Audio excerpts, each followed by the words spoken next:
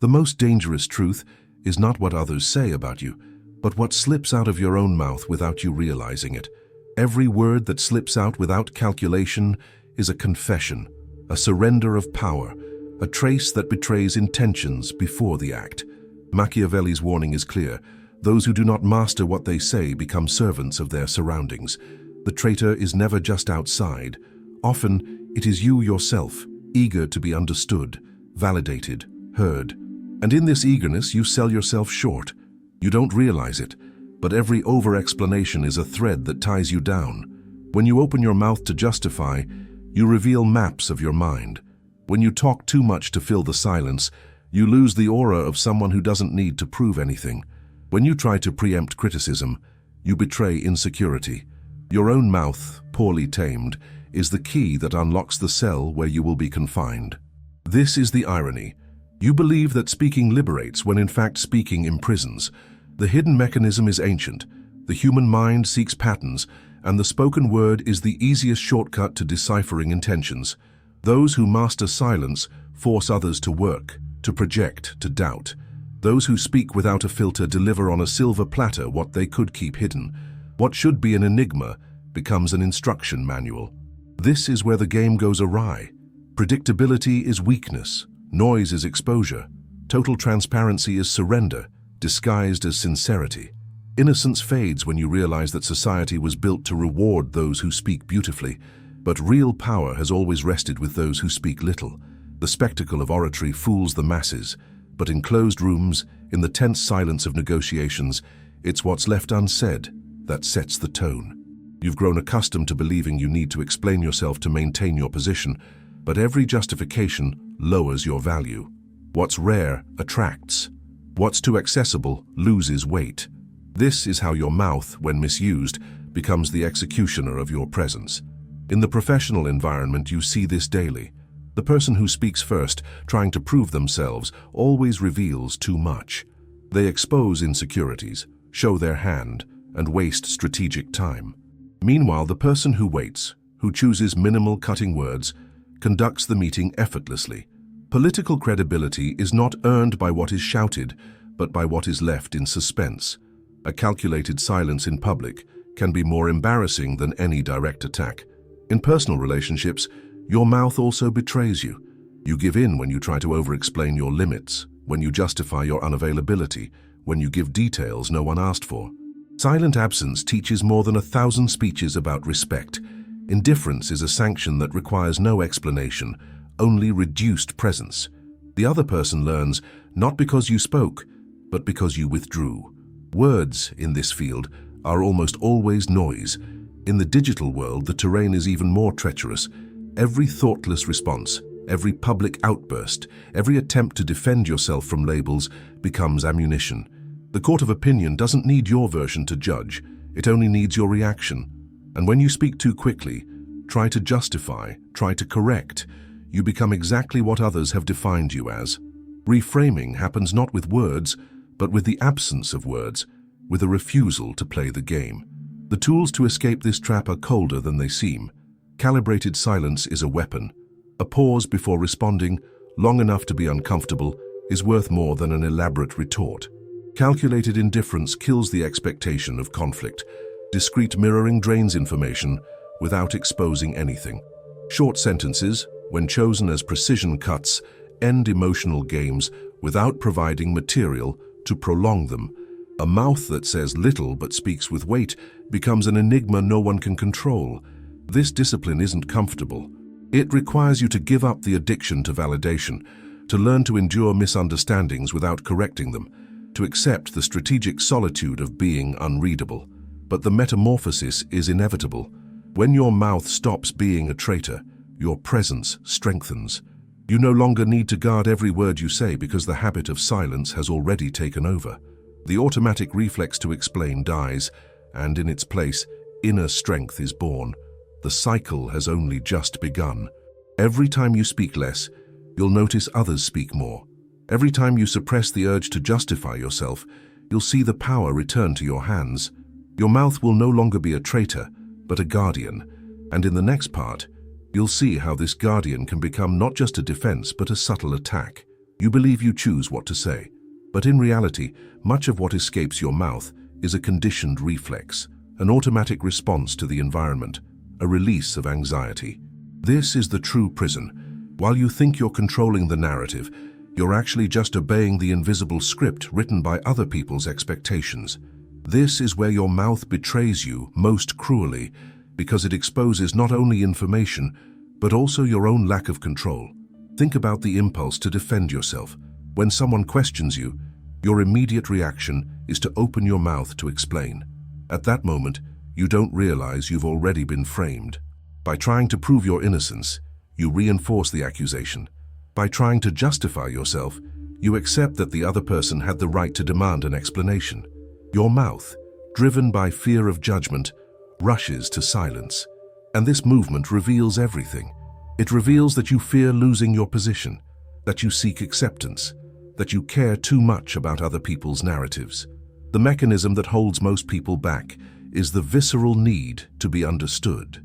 The desire for words to serve as an exact mirror of who you are. But this desire is childish and therefore easily manipulated. Whoever controls the hunger for explanation controls you. The price of this naivete is high. Every detail revealed becomes a weapon. The other person doesn't need to be brilliant to win. Just let them talk until they contradict themselves, until they reveal weaknesses, until their own mouth opens the door to the blow. Disillusionment sets in when you see how the powerful truly operate. They're not those who speak the most, nor those who defend themselves the most. They're those who allow themselves to be misunderstood without moving a muscle. Those who let rumors spread without refuting them. Those who understand that in silence, others wear themselves out in assumptions. What's left unsaid creates more tension than any justification. It's in this vacuum that aura is born. The mouth, when disciplined, ceases to be a traitor and becomes a wall. In the professional world, this wall makes a difference. In meetings, most people rush to express their opinions, compete for the floor, and vie for attention. But those who wait, who speak only after everyone else has spoken, gain an advantage. They choose their opening, adjust their tone, and utter a few words that seem to carry more weight because they contrast with the excess noise. Economy of speech generates value. In the end, the credit goes not to the one who spoke the most, but to the one who managed to transform silence into authority. In the relational arena, the same principle applies even more intensely. The impulse to talk too much, to give details, to confess vulnerabilities too soon, is what turns bonds into prisons. Those who know how to maintain reserve, who don't reveal every thought, who don't give in to the temptation to fill the space with justifications, become magnetic. The other person misses what was left unsaid. Silence becomes a mirror where each person projects their fears and desires. This projection is power. In the digital world, betrayal of one's own mouth takes on a new form. Hasty fingers, impulsive responses, attempts to correct the narrative in real time. It's a perfect trap because the internet thrives on excess speech. The more you defend yourself, the more trapped you become. Strategic silence, on the other hand, cannot be cloned, cannot be distorted. When you refuse to feed the court of opinion, the attack loses strength.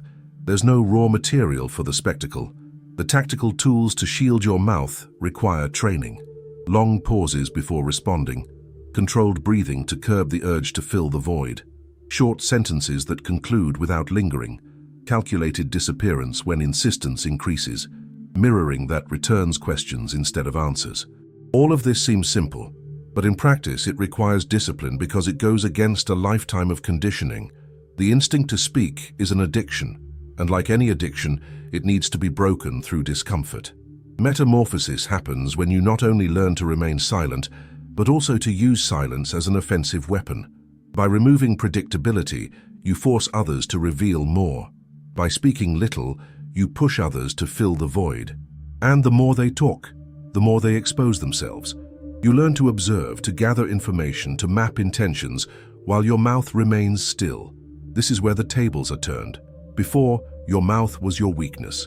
Now, it is the weakness of others that becomes visible. But this power comes at a cost. You will be accused of coldness, indifference, and inaccessibility. And this is part of the test. The price of sovereignty is incomprehension. You must choose. Do you want to be loved for the noise you make or respected for the silence you maintain? Do you want the cheap validation of transparency or the strength of illegibility? Machiavelli's warning resonates here. Better to be feared for your reserve than loved for your chatter. Tension mounts. What was once merely defense begins to become a strategic presence. And in the next part, you'll see how to transform disciplined silence into a weapon that bends entire environments, nearly invisibly. You realize that the mouth that betrays you isn't just the one that talks too much, but also the one that speaks too soon. The first to open their mouth is usually the first to expose themselves, to show anxiety, to lose their reading advantage. Whoever masters patience dominates the room. Every second of sustained silence is an implicit reminder of who is truly in control. An anxious mouth betrays dependence. A restrained mouth conveys sovereignty. This game isn't natural. From an early age, you've been conditioned to fill voids, to prove knowledge, to demonstrate good intentions with words. Silence has been treated as a threat, as weakness, as embarrassment. And so, when you try to sustain a few seconds of stillness, you feel almost naked. But this discomfort is the gateway. What seems like weakness is actually the root of presence.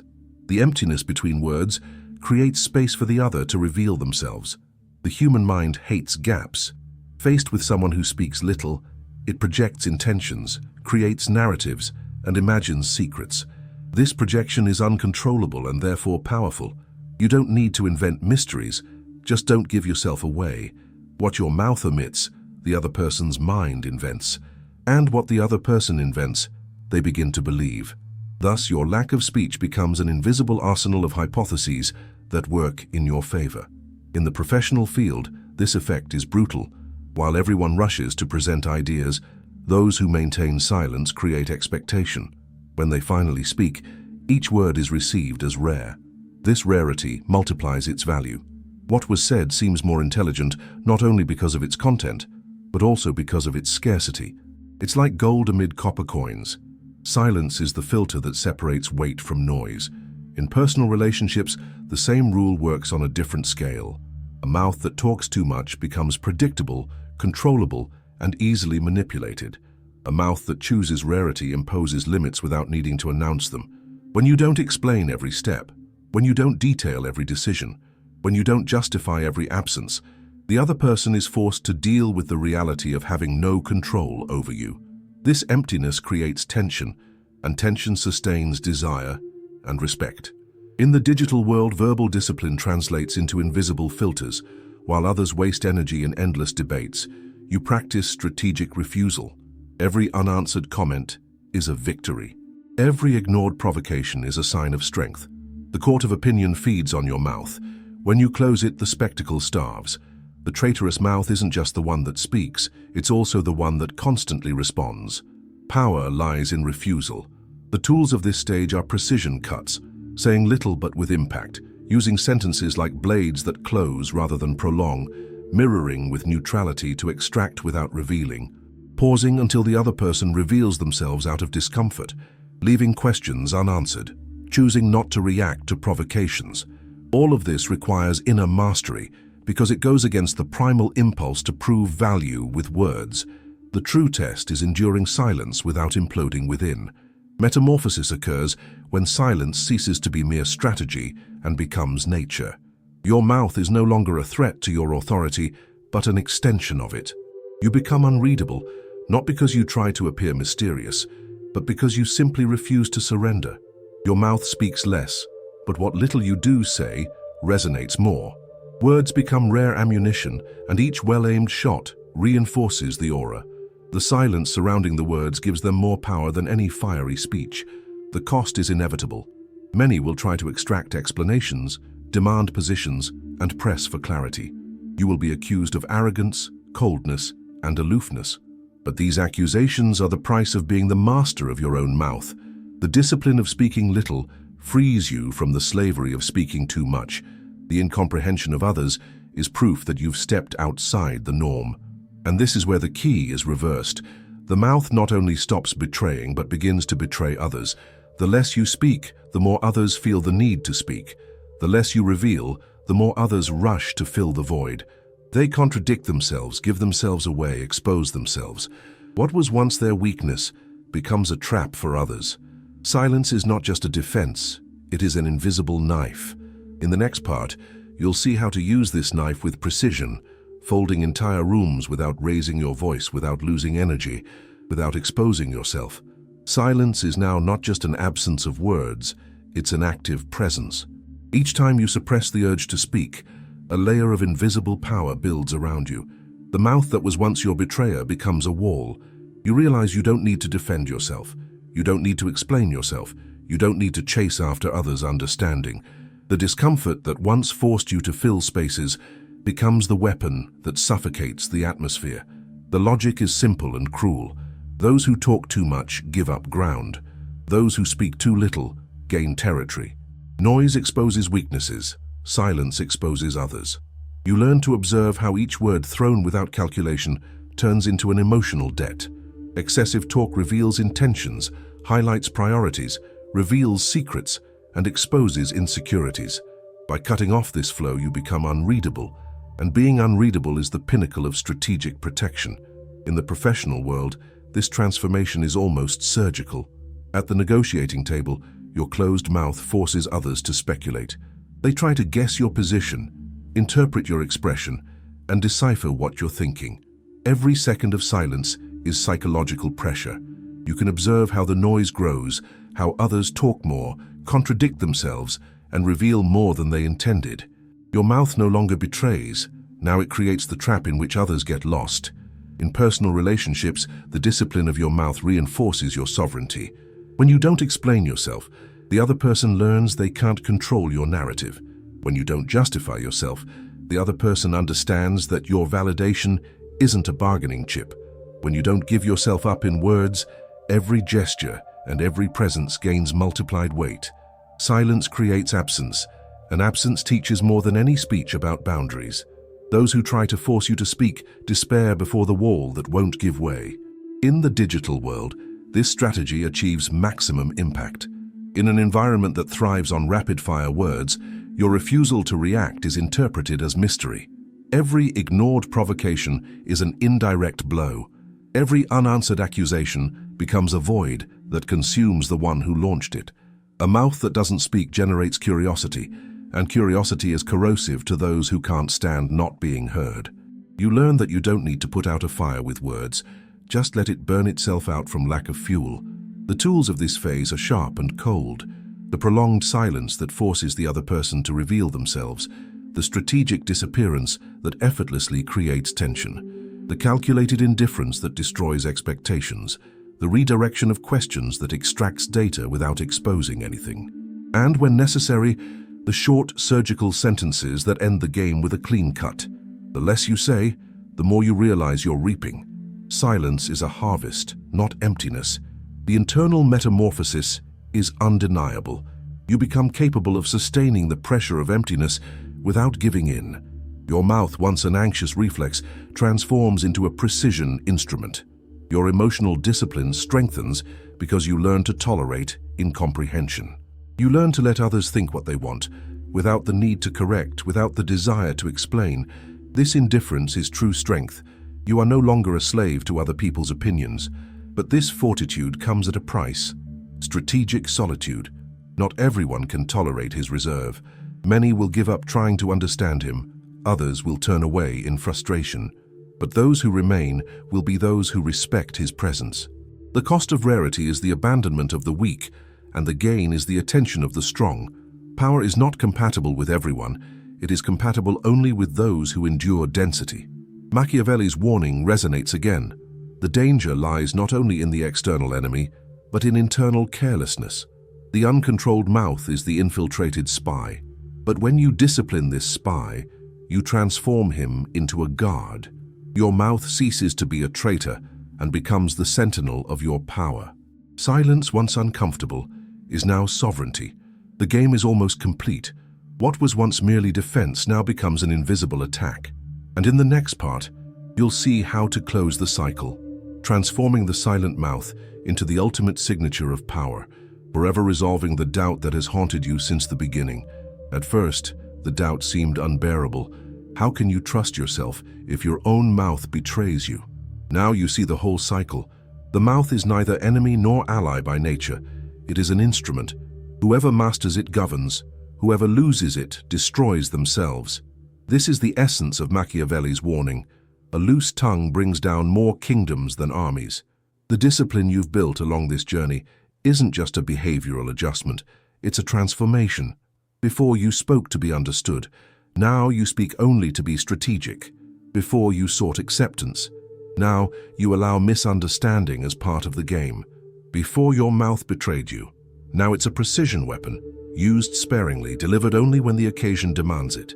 In the professional field, this shift is what separates leaders from followers. A leader isn't someone who talks non-stop. They're someone who knows how to wait, listen, and cut in at just the right moment. Their silence constrains, their pause guides, their brief words decide.